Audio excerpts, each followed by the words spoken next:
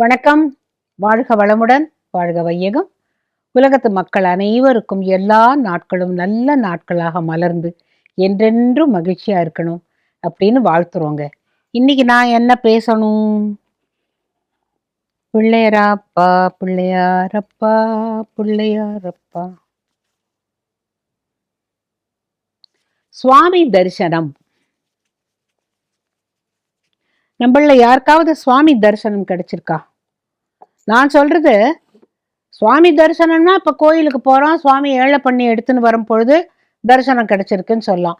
சில சமயம் நம்ம எங்கேயான மாட வீதியில போயின்னு இருப்போம், அன்னைக்கு சுவாமி புறப்பாடு இருக்கும், சுவாமி தரிசனம்.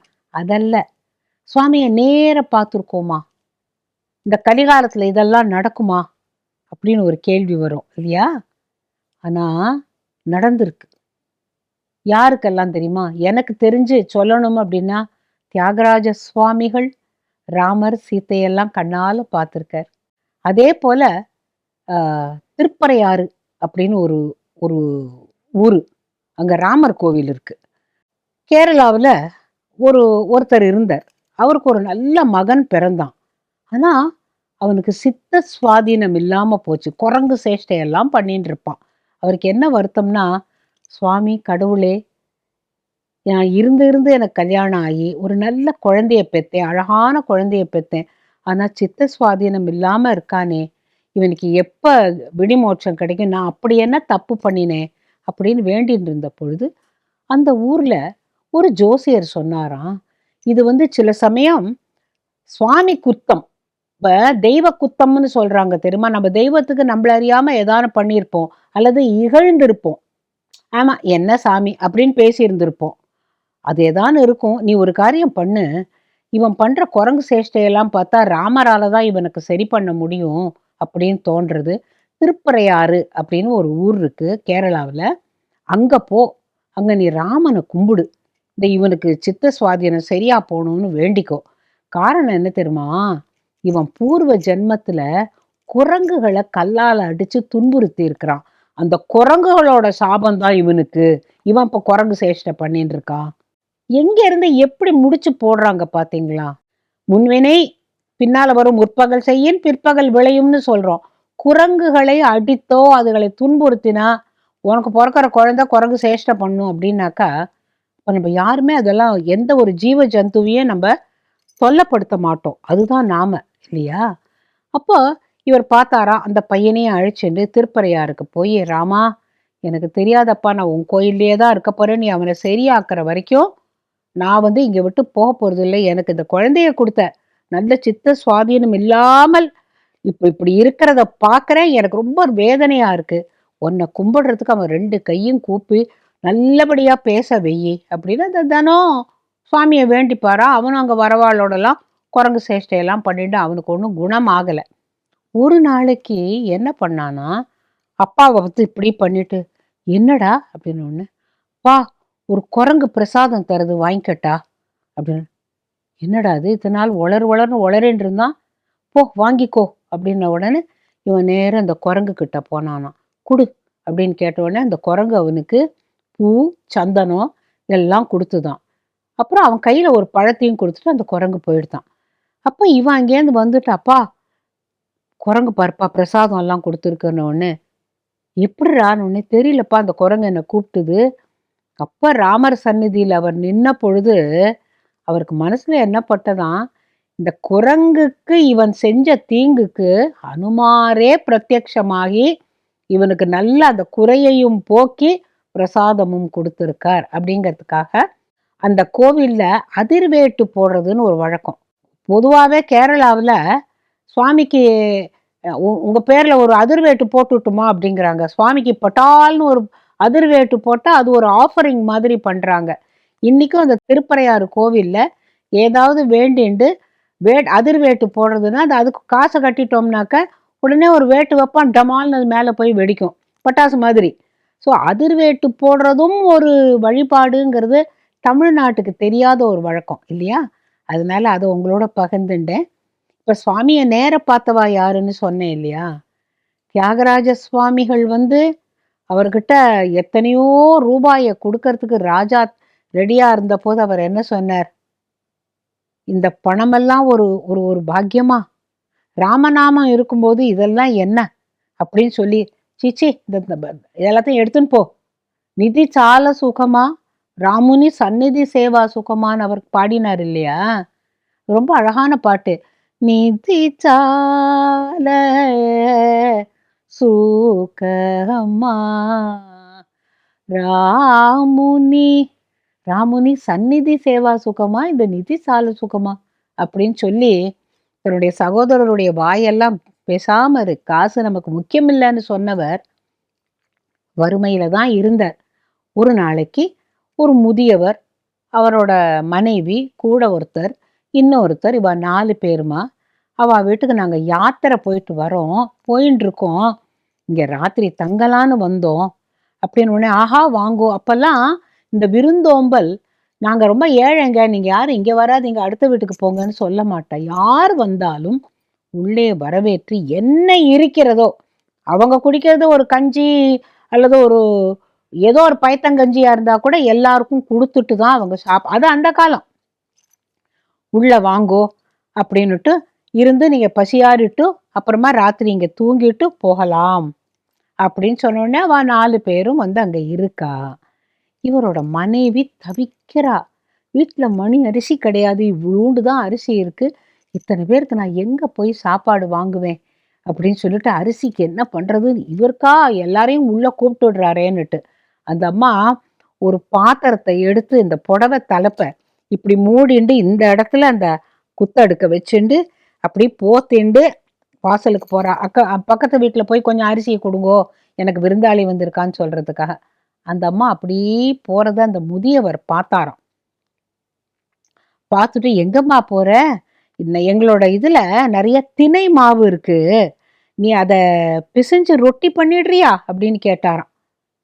அவர் தன்னுடைய மூட்டையை கொடுத்து இந்த அம்மா அவமானமா போயிடுத்தான். ஐயோ, நான் அரிசி வாங்குறதுக்கு அடுத்த வீட்டுக்கு போறேன்னு அவர் தெரிஞ்சு கொடுத்தே அப்படின்னு சொல்லிட்டு அவர் கொடுத்த அந்த திணை மாவை வாங்கி உடனே துளி உப்பை போட்டு தண்ணியை தெளிச்சு அதை நல்லா பிசைஞ்சு ஏதோ இருந்த ஊறுகாய் இருந்த ஒரு காய்கறி எல்லாம் வச்சு ஒரு கூட்டு மாதிரி பண்ணி அந்த திணை ரொட்டி பண்ணி எல்லாரும் உட்காந்து சாப்பிட்டாலாம். அவளுக்கு ரொம்ப சந்தோஷமா போச்சான். ஐயோ, நம்ம போய் அடுத்த வீட்டுல கேட்காம அவரே கொடுத்துட்டார், ஆனா பாவம் அவர் எவ்வளவு நல்லவர் அப்படின்னுட்டு. அன்னைக்கு ராத்திரி பூரா இவன் நீங்க எங்கெல்லாம் யாத்திரை போயிட்டு வர, தியாகராஜ சுவாமி அவரை தூங்க விடாம அவரோட காலடியிலேயே உட்காந்துட்டு அவர் காலை பிடிச்சி விட்டுண்டு, நீங்க எங்கெல்லாம் யாத்திரை போயிட்டு வரேள், என்னெல்லாம் கோயில் போனேள், என்னெல்லாம் சாமி பார்த்தேள் அப்படி எல்லாத்தையும் பேசி பேசி பேசி அவரை தூங்கவே விடல. எல்லாரும் முழிச்சுட்டே இருந்திருக்கா. அடுத்த நாள் காலம்பரை விடிஞ்செடுத்து எல்லாரும் நாங்க ஊருக்கு கிளம்புறோம் அப்படின்ன பொழுது இவர் உத்தரவுன்னு சொல்லி பார்க்கிறார். அங்க ராமர், சீதை, லக்ஷ்மணர், ஹனுமார் அவாதான் கண்ணுல தெரியறா. அவ்வளவு தூரம் போற மாதிரி தெரியுது, ஆனா அத்தனை பேரும் ராமர், சீதை, லக்ஷ்மணரா தெரிஞ்சாலாம். அப்ப இவர் ஓடி போய் அவ காலில் விழுந்து, சுவாமி நீங்களா நாங்க வந்தது அப்படின்ற போது, ஆமா அப்படின்னு சொன்ன பொழுது, ஐயோ நான் ராத்திரி பூரா உங்களை தூங்க விடலையே ராமா அப்படின்னாராம். உன்னோட பேசின்னு இருந்தது ரொம்ப ஆனந்தமா இருந்தது அப்படின்னு ராமர் பதில் சொன்னதாக இந்த இந்த வரலாறு நான் ஏன் சொல்றேன்னா, பக்தர்களுக்கு கண்ணுக்கு நிச்சயமாக தெரிவான். இந்த கலியுகத்துல தெரியவானாக்க தெரிவான். ஏன்னா உங்களுடைய பக்தி கலப்படம் இல்லாததாக இருந்தால் கண்ணுக்கு தெரிவான், இல்லாட்டா தெரிய மாட்டான். இவ்வளவுதான் சிம்பிள். ஆனா தியாகராஜ சுவாமிகள் எவ்வளவு அனுபவிச்சு எல்லாத்தையும் பாடியிருக்காரு இல்லையா? அவர் எனக்கு எல்லாத்தையும் விட அவர் சொன்ன வார்த்தை ரொம்ப பிடிக்கும். நன்னு பாலிம்ப நடச்சி வச்சிதுவோ ராமா, நீ நடந்து வந்தியடா எனக்காக வராமா அப்படி நம்மளாம் அப்படி கேட்போமா? வாடா போடான்னு கேட்போமா? நன்னு பாலிம்ப நடச்சி வச்சிதுவோ ராமா, நீ எனக்காக நடந்து வந்தியா ராமான்னு கேட்கிறாருல்ல. அந்த மாதிரி அவன் ரொம்ப சௌலபியன், எளியவன். எப்படி நம்மளுடைய மனசு சுத்தமாக இருந்தால் கண்டிப்பாக நமக்காக எல்லாம் செய்வான் அந்த இறைவன். யாத்ரா தானம் அப்படின்னு கேள்விப்பட்டிருக்கீங்களா? இப்ப நம்ம ஒரு குலதெய்வம் கோவிலுக்கோ அல்லது நம்ம ஒரு காரியமாக ஒரு முக்கியமான ஒரு காரியத்திற்காக ஒரு வெளியூர் போகிறோம் அப்படிங்கிற பொழுது யாத்ரா தானம் செய்து விட்டு போனால் அந்த குலதெய்வம் கோயிலுக்கு போற ட்ரிப்போ இல்ல வேற எந்த காரியமா இருந்தாலும் ஜெயமாகும். சரி, அப்படின்னா யாருக்கு எதை தானம் பண்ணணும் அப்படின்னு நீங்க ஒரு கேள்வி வரலாம். பொதுவா என்ன பண்ணுவாங்கன்னா, ஒரு ஏதோ தன்னால முடிஞ்ச காயின இப்ப நீங்க போற வழியில இங்க ஒரு பிள்ளையார் கோயில் இருக்குன்னா, அந்த உண்டியில போட்டு போவாங்க. ஈஸியஸ்ட் அதான்.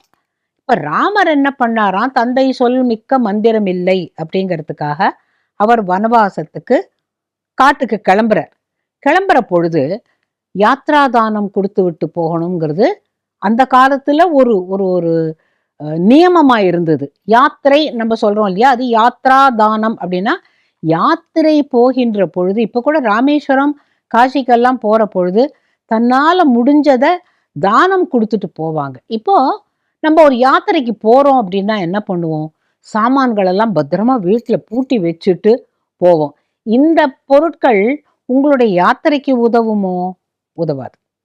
அதே போல இங்க பூட்டி வைக்கிற பொருள் நாம் மேலே போகும்போது உதவுமோ? உதவாது. ஆக நாம செய்கின்ற தான தர்மங்கள் மட்டுமே நாம அங்க போற போதும் உதவும், இந்த யாத்திரைக்கு போற போதும் உதவும். இதுதான் இதுல அடிப்படையா நான் சொல்ல விரும்புறது இதுதான். இப்ப ராமர் என்ன பண்ணாராம், சரி கானகத்துக்கு கிளம்புற பொழுது தனக்குன்னு ஏதோ சில பொருட்கள் எல்லாம் வச்சுட்டு இருந்ததெல்லாம் எல்லாருக்கும் எல்லாத்தையும் வாரி வாரி விட்டுட்டு, நான் ஒண்ணுமே எடுத்துன்னு போலப்பா, அந்த ஒரு அன்போடு ஒருத்தன் தைச்சு கொடுத்த அந்த பாதுகையை மட்டும்தான் போட்டுன்னு போறேன் அப்படின்னு. ஏன்னா அவனுக்கு ஒரு வாக்கு கொடுத்திருந்தார். அவன் அதை இதுலெல்லாம் வைக்காதீங்கோ, இது என்னோட செருப்பு அசிங்கமா இருக்குன்னு நானா, இதுதான் நான் போட்டுன்னு போறேன்னாராம். அதைத்தான் பரதன் தலையில வச்சுட்டு நந்தி கிராமத்துல கொண்டு முடிசூடினான் பாருங்க. அவன் பக்தியா செஞ்ச அந்த பாதுகை தான். இப்போ இவர் போற பொழுது ஒரு அந்தணர், அவருக்கு 4 குழந்தைகள், ஒரு மனைவி. அவெல்லாம் எப்படின்னு கேட்டாக்கா தர்மத்தின் வழி வாழ்ந்தவர்கள், ரொம்ப ஏழ்மை. வயல் வரப்புல காத்தடிச்சு உதிர்ற நெல்மணிகளை மட்டும் அந்த அம்மா பொறுக்கிட்டு வருவாளாம். அதை குத்தி புடைச்சு அவர்களுக்கு சாதம் அப்படித்தான் சாப்பிட்டு இருந்தாளாம். செடியிலேருந்து எடுத்தா திருட்டு, யாருடைய நெல்லோ, காத்தடிச்சு வயல் வரப்புல விழுந்தா அதைத்தான் எடுத்து சமைப்பாளாம். அப்பேற்பட்ட நல்ல நல்ல மக்கள் தான். அவ என்ன சொன்னாலாம், சுவாமி நீங்க ராமர் கானகத்துக்கு போறார், இப்ப எல்லாருக்கும் யாத்ரா தானம் தரார், என்னெல்லாம் தானம் தராரோ அவாவா வாங்கிட்டு போயிடுவா, நீங்க ஏதாவது போய் கேளுங்களேன்னு பொழுது, இப்ப போய் கேட்டா நன்னா இருக்குமா அப்படின்னு கேட்டபோது மனைவி சொன்னாலாம், நீங்க என்ன அரண்மனையில இருக்கிற பொருளையா கேட்கிறார், அவருக்குன்னு இப்ப சில பொருட்கள்லாம் அவ கொடுப்பா, தானம் பண்றதுக்குன்னே சில பொருட்கள்லாம் ஒரு அரசகுமாரனுக்கு கிடைக்கும், நீங்க போங்கோ அப்படின்னு சொன்ன உடனே இவர் அங்க போய் ரொம்ப பவ்யமா, ராமா நீங்க கானகத்துக்கு கிளம்புறதாக கேள்விப்பட்டேன், பித்ருவாக்கிய பரிபாலனத்திற்காக.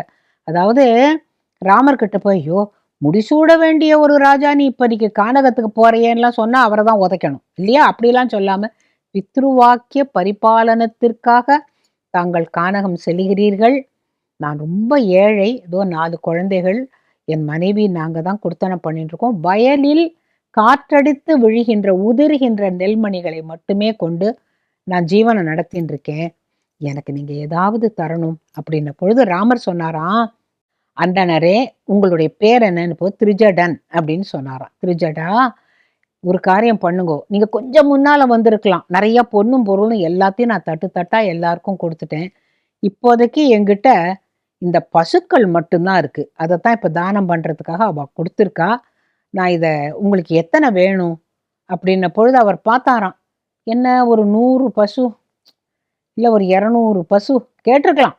அவர் என்ன சொன்னாராம், பரமாத்மா நான் உங்ககிட்ட எனக்கு இத்தனை வேணும்னு நான் சொன்னேன்னா அது சரியில்லை, என்னுடைய ஜீவனத்திற்கு எது தேவைன்னு நீங்க நினைக்கிறீர்கள், அந்த அளவுக்கு நீங்க கொடுங்கோ அப்படின்ன உடனே ராமர் பார்த்தாராம், இவ்வளவு பணிவன்போட ஒருத்தன் கேட்கறான்னு சொல்லிட்டு, அப்போ ஒரு காரியம் செய்யும், இப்ப கையில ஒரு கம்பு வச்சுட்டு இருக்கேள் இல்லையா, இந்த கம்பை நீங்க நல்லா சுழற்றி விட்டு எறியுங்கோ, எவ்வளவு தூரம் போய் விழறதோ அவ்வளவு தூரம் நிக்க வச்ச பசுமாடுகளை உங்களுக்கு கொடுக்குறேன் அப்படின்னாராம்.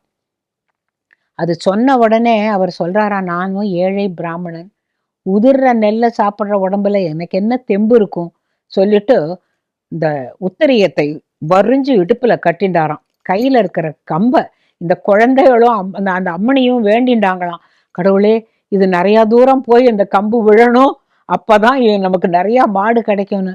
அந்த பொருள் ஆசைன்னு வரப்போது எங்கேயோ நம்ம எல்லாருக்கும் ஒரு சின்ன பேராசை வரும் இல்லையா?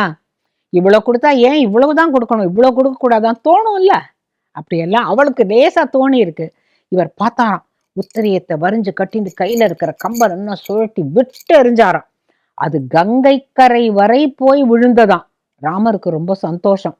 இனிமே அவர் வயலில் விழுகின்ற நெல்மணிகளை பொறுக்கி சாப்பிட வேண்டாம், இந்த பால், தயிர், மோர், நெய் இதற்றால் அவர் நல்ல வாழ்க்கை வாழட்டும் சொல்லி அந்த கம்பு கங்கை கரை வரைக்கும் போய் விழற அளவுக்கு அவனுக்கு பலத்தை கொடுத்தது யாரு?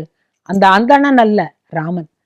கொடுத்து அத்தனை பசுக்களையும் நீங்க ஓட்டிட்டு போங்க அப்படின்னு சொன்னாராம். அப்பதான் மக்களுக்கு புரிஞ்சுதான் அவர்கிட்ட என்ன கேட்கணும்னுட்டு. யாத்ரா தானம்ங்கிறது இது ஒரு கதைக்காக சொல்லியிருக்கே தவிர, நீங்க யோஜனை பண்ணி பார்த்தீங்கன்னா சுவாமி கிட்ட போய் எனக்கு அதை கொடு, இதை கொடு, மெர்சிடிஸ் பென்ஸை கொடு, தேவையில்லை, பெட்ரோல் யார் போடுறது, கேஸ் யார் போடுறது, அந்த மாதிரி எல்லாம் கேட்கவே கேட்காத. இறைவா, எனக்கு என்ன தேவையோ, எனக்கு எப்பொழுது எது தேவையோ அதை நீ பார்த்து கொடுத்தால் நான் மகிழ்ச்சியோடு ஏற்றுக்கொள்கிறேன். அப்ப சுவாமி ஒரு சின்ன கேள்வி கேட்பார், நல்லது கெட்டது நான் ரெண்டையும் கலந்து கொடுத்தா ஏத்துப்பியான்னு. அதெல்லாம் கிடையாது, அங்க நான் ஃபில்டர் பண்ணிடுவேன், நல்லது மட்டும் ஏத்துப்பேன்னு நம்ம சொல்லக்கூடாது. ஏன் தெரியுமா? நம்மளுடைய முன்வினை காரணமாகத்தான் நல்லது கெட்டது எல்லாமே நமக்கு நடக்கிறது. அதை புரிஞ்சுக்கணும். அப்ப நமக்கு நல்லது மட்டும் வேணும், கெட்டதெல்லாம் எனக்கு வேண்டாம் அப்படின்னு நம்ம சொல்றதுக்கு உரிமையே கிடையாது. அப்பவும் என்ன சொல்லணும்?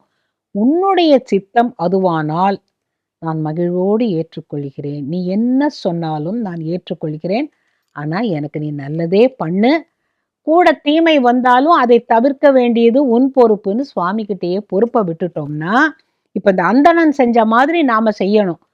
ஆக நம்மளுடைய வாழ்க்கையில இந்த மாதிரி கதைகளை பார்க்கிற போது என்ன தெரியுமா தெரிஞ்சுக்கணும்? இறைவனிடம் கேள், கண்டிப்பாக கிடைக்கும். என்ன கேட்கணும்? நியாயமானவற்றை கேட்க வேண்டும். அதுல எந்த விதமான அந்த செல்ஃபிஷ்னஸ் இல்லாதபடி கேட்டா அதுக்கு பலன் அதிகம். சில பேர் பார்த்தீங்கன்னா, நான் எனக்குன்னு ஒன்றும் வேண்டிக்க மாட்டேன். இந்த சில பேர் வியாதியஸ்தர்கள்லாம் எங்கிட்ட அம்மா நீங்க எங்களுக்காக வேண்டிக்கிறீங்களான்னு கேட்பாங்க. நான் அவளுக்காக வேண்டிப்பேன். இந்த கோவில் மணி அடிக்கிற போது வேண்டிப்பேன்னு சில பாட்டிமார்கள்லாம் சொல்லுவா. கிராமத்துல வாச திண்ணையிலேயே உட்காந்துருப்பா, ஜபம் பண்ணிட்டே உட்காந்துருப்பா, கையில ஏதோ ஜபம் ஓடிண்டே இருக்கும். அந்த கோவில் மணி அடிக்கிற நேரத்துல அந்த கோடி வீட்டு கோபாலனுக்கு உடம்பு சரியில்லையா சுவாமி, அவனுக்கு நன்னா ஆகட்டுமேனு யாருக்கு யார் வேண்டிக்கிறா பாருங்கோ. இதுதான் அந்த காலத்துல அப்படி ஒரு வாழ்க்கை நடத்திருக்காங்க. இப்ப நான் எனக்கு மட்டும்தான், என் குடும்பம் மட்டும்தான், என்னை சுத்தி ஒரு சின்ன வட்டம். இந்த வாழ்க்கையை தாண்டி நாம வந்துட்டோம்னா இந்த ராமர் கொடுத்த யாத்ரா தானத்தை ஞாபகம் வச்சுக்கோங்க. என்ன வேணுங்கிறத நீங்க கேட்க வேண்டாம். எனக்கு எது வர வேண்டுமோ, எனக்கு எது கிடைக்க வேண்டுமோ, எது நியாயமானதோ அதை இறைவா எனக்கு நீ பிச்சையாக கொடு அப்படின்னு பிரார்த்தனை பண்ணினாலே எதேஷ்டம் இல்லையா? கோபத்துக்கு ஒரு அழகான ஒரு விளக்கம் இருக்கு. என்ன தெரியுமா? கோபம் என்பது ஒரு அற்புதமான எரிபொருள். அதை எல்லாவற்றையும் எரித்து சாம்பலாகவும் ஆக்கலாம், அல்லது வாழ்க்கையில் ஒளியேற்றக்கூடிய தீபமாகவும் கொள்ளலாம். கோபம் இப்படியும் இருக்கலாம், அப்படியும் இருக்கலாம். இது எப்படி அப்படின்னு கேட்டாக்கா, ஒரு சிற்ப கலைஞர்கிட்ட ஒரு ஒரு முனிவர் அப்படி போன போது, சாமி எனக்கு நீங்க ஒரு விளக்கம் சொல்லணும், நான் இந்த சிற்ப கலைஞர்லாம் இதெல்லாம் சிற்பம் எல்லாம் பண்ணிட்டு இருக்கேன், ஆனா வாழ்க்கையில எப்ப பாரு நான் சந்தோஷமாவே இல்லை, கொஞ்ச நேரம் சந்தோஷமா இருக்கு, அழகான சிலை வடிச்சா சந்தோஷமா இருக்கு, அப்புறம் பார்த்தா இதனால நமக்கு வரும்படியே இல்லை, என்ன வாழ்க்கைன்னு துன்பமா இருக்கு. அப்போ அவர் கேட்டாராம், எத்தனை எத்தனை தடவை துன்பப்படுற, எத்தனை தடவை சந்தோஷப்படுற அப்படின்னு கேட்டாராம். அப்போ அவன் சொன்னானா, 3 தடவை சந்தோஷப்படுவேன், 4 தடவை துக்கப்படுவேன். சரி, நீ இப்படி துக்கப்படுறதுனால வேற ஏதாவது மாற்றம் ஏற்பட்டிருக்கா? இல்ல சாமி, எனக்கு இன்னும் வாழ்க்கையே வெறுத்து போச்சு அப்படின்ன பொழுது அவர் சொன்னாராம், ஒரு காரியம் பண்ணு, நீ சந்தோஷமா இருக்கும்போது மற்றவங்க எல்லாம் பார்த்துருக்கியானா? பார்த்துருக்கேன். அவங்க எப்படி இருக்காங்க? அவங்க எல்லாரும் சந்தோஷமா தான் எனக்கு கண்ணில் படுது. சரி, நீ துக்கப்படுற போது, நான் துக்கப்படுற போது எல்லாரும் என்னை விட இன்னும் மோசமா அழற மாதிரி தோணுது. இதுதான் வாழ்க்கை, நீ இதை புரிஞ்சுக்கோ. நீ இப்ப இந்த கல்லுக்கு உயிர் இல்லை, அதனால நீ போட்டு அதை செதுக்குன்னு செதுக்கிற, அதுக்கு வலிக்கலாம். கல்லுக்கு உயிர் இருக்குன்னு நினைச்சா வலிக்கலாம். ஆனா அதுக்கு உயிர் இல்லை அப்படிங்கிறதுனால நீ அதை செதுக்கின்னு இருக்க. அழகான ஒரு வடிவம் நீ வடிக்கிற. இதிலெல்லாம் தப்பு இல்லை. ஆனா ஒரு மனிதனை நீ பேசுகின்ற பொழுதோ புண்படுத்துகின்ற பொழுதோ அவனுக்கு வலிக்கும். அந்த வலி என்ன ஆகும்னா உன்னிடம் திரும்பி வரும். ஆகையினால மற்றவர்களுடைய நீ ஒரு காரியம் பண்ணு. உன்னுடைய உனக்கு ஓய்வே கிடையாதானா? ஓய்வு உண்டு சாமி. அப்ப அந்த நேரத்துல துன்பமா துயரமா உனக்கு? இல்ல, எனக்கு மகிழ்ச்சியும் இல்லை துன்பமும் இல்லை, நல்லா தூங்கிடுறேன். அந்த முழிச்சுக்கிட்டாதான் நீ பாரு சரியே இல்லை, அது பாரு சரியே இல்லைன்னு துக்கம் வருது. அதே நேரத்துல சந்தோஷமாவும் இருக்குன்ன பொழுது, இப்ப நாங்கள்லாம் ரிஷிகள் முனிகள் எப்போதும் சந்தோஷமா இருக்கோம்னு நீ நினைக்கிறியா? உடலை வருத்தி உயிரை வருத்தி நாங்கள் தபஸ் செய்கிறோம். புரியுதா? நாங்க இவ்வளவு செய்யறோம். காரணம் எதுக்காக? அந்த அல்டிமேட்டா ஒரு சுகம் கிடைக்கும். பரம்பொருளோடு ஒன்றாக இணைவுதான் எங்களுக்கு. உனக்கு இந்த லௌகீக வாழ்க்கையிலேயே நீ உழன்று கொண்டு துன்பம் துயரம் எல்லாம் சொல்லிட்டு இருக்க. ஒரு காரியம் பண்ணு. உன்னால் இந்த சிலைகளை பார்க்கிறவர்கள் எவ்வளவு பேர் சந்தோஷப்படுறாங்க, அதை பார்த்து நீ என்ன செய்யணும்? ஆஹா, என்னால் இவ்வளவு பேருக்கு சந்தோஷம். நீ அதை பல மடங்கு ஆக்கிக்கோ. எனக்கு வரும்படியே வரல இது, அதை பத்தி நினைக்காத. ஏன் தெரியுமா? இது கொடுக்குற சந்தோஷத்துக்கு ஒரு காம்பன்சேஷன் வேணும். உனக்கு வறுமை இல்லைன்னா நீ மிதப்புல இருப்ப, இந்த வேலையே விட்டுடுவ. ஆக உனக்கு இதுவும் கொடுத்தது இறைவன், அதுவும் கொடுத்தது இறைவன். இதை நீ புரிஞ்சுக்கோ. அதுக்காக ஓட வேண்டியதுதான் வாழ்க்கையில. அதுக்காக சாகர வரைக்கும் ஓடணுமா? வேண்டாம். நீ ஓடு, ஓய்வெடு. உனக்கு உண்டானதை, அதாவது இந்த வாழ்க்கைக்கு உண்டானதை தேடிக்கோ. அதுக்கும் மீறி உன்னுடைய ஆத்மாவுக்குன்னு ஒரு தீனி போடு. அது என்னாகும்? அடுத்த ஜென்மத்துல நீ சிற்பியா பிறக்க மாட்ட, இதை விட மிக உயர்ந்த ஒரு பதவியில இருப்ப. காரணம், இப்படி படிப்படியா பரிமாணங்களை தாண்டி தான் வர முடியுமே தவிர எல்லாராலையும் உன்னை போல சிற்பி ஆக முடியுமா? என்னால் சிற்பி ஆக முடியாது. ஆனால் இறைவனை காட்ட முடியும். உனக்கு உனக்கு உள்ளான ஒரு சக்தியை நீ புரிந்து கொள்ளாமல் நான் துயர அடைகிறேன், ஏதோ அழறேன், ஏதோ சிரிக்கிறேன் அப்படின்னு நினைக்கவே நினைக்காத. இந்த வாழ்க்கை கூட இல்லாதவர்கள் பலர் இருக்கிறார்கள் அப்படின்னு அவர் சொன்ன பொழுதுதான் அவனுக்கு புரிஞ்சுதான். இதேதான் நம்மளுக்கும். நம்ம வாழ்க்கையில என்ன நினைக்கிறோம்? எனக்கு இன்னும் கொஞ்சம் பெட்டரா இருந்திருக்கலாம், ஏன்பா இப்படி? நம்மள புலம்பாதவங்களே கிடையாது. இப்ப பாலுக்கு சர்க்கரை இல்லை என்பாருக்கும், பருக்கையற்ற கூழுக்கு போட உப்பில்லை என்பாருக்கும், குற்றிதைத்த காலுக்கு செருப்பில்லை என்பாருக்கும், கனகதண்டி மேலுக்கு பஞ்சனை இல்லை என்பாருக்கும் விசனம் ஒன்றே. விசனம்னா சேட்னஸ்.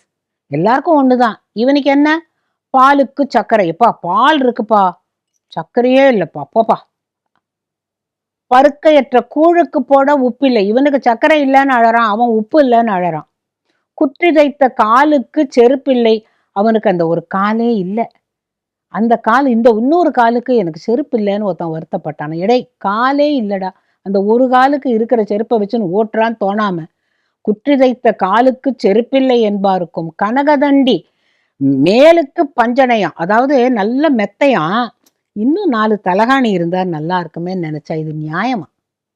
ஆக மொத்தம் குறைன்னு பார்த்தா எல்லாமே குறை. இப்ப நாம வாழ்க்கையில என்ன செய்யணும் அப்படின்னாக்கா, என்ன ஒரு அழகான ஒரு பிறவியை பகவான் கொடுத்துருக்கான். மூளை வேலை பார்க்குது, அப்படியே மூளை வேலை பார்க்காட்டா கூட பரவாயில்ல, நல்ல பிறவி எடுத்திருக்கிறோம். இப்ப இதுல இருந்து நாம தாண்டி வருவதற்கு என்ன செய்ய வேண்டும்? நல்வினைகளை சேர்த்து கொண்டோமானால் நம்மளுடைய பேங்க் பேலன்ஸ் ஏறிடும். இந்த பேங்க் பேலன்ஸ் ஏறித்துனாக்கா அடுத்த பிறவி இதை விட கொஞ்சம் பெட்டரா வரலாம். அதுக்கும் அடுத்த பிறவி இறைவனை உணர்கின்ற நிலை வரலாம். ஆக அப்படித்தான் ஜீவன் முக்தர்கள் எல்லாரும் மனிதர் பிறவி எடுப்பாங்க. ஆனா இதே பிறவியில முக்தி நிலை அடைஞ்சிடுவாங்க. காரணம், முன் பிறவியில அவங்க நிறைய பண்ணிட்டு வந்திருப்பாங்க. சந்துக்கள்னு சொல்லுவா தெரியுமா? இந்த சந்துக்களுடைய கதைகளை கேட்க கேட்க சே, நம்மளும் அப்படித்தான்ப்பா இருக்கணும் அப்படிங்கிற ஒரு எண்ணம் வருங்கிறதுக்காக தான் அந்த காலத்துல ஊர் பொதுவில் கதைகள் சொல்வார்கள், மகான்களுடைய வரலாறுகளை சொல்வார்கள், அப்புறம் இறைவனுடைய பெருமைகளை சொல்வார்கள். இதெல்லாம் கேட்டு கேட்டு கேட்டு மனம் பண்படும். இப்ப நாம என்ன பண்றோம்? அடி தடி அந்த மாதிரியான நியூஸ்கள் வந்தா ஆர்வத்தோட பார்க்குறோம் தெரியுமா, அது மன விகாரம் அடையும். ஆகையினால் நாம கிடைத்த இந்த ஒரு பிறவியை என்ன செய்யணும்? இறைவனை தியாகராஜர் பார்த்தாப்புல பார்த்தாலும் சரி, இல்லை ஒரு வாகை மரமாகி அந்த பொடியாக ஆனாலும் சரி, எப்படி இருந்தாலும் சரி, இறைவனோடு சார்ந்து நம்மளுடைய வாழ்க்கை மட்டும் அமைஞ்சு போச்சுன்னாக்க வாழ்க்கையில் குறை இருக்காது. குறை இருந்தாலும் அது குறையாக நமக்கு தெரியாது. அதுதான் முக்கியம் வாழ்க்கையில, இல்லையா? உங்கள் அனைவருக்கும் வாழ்க்கையில் எந்தவித குறையும் இல்லாமல் எல்லா நன்மைகளையும் இறைவன் அருளட்டும். நன்றி, வணக்கம்.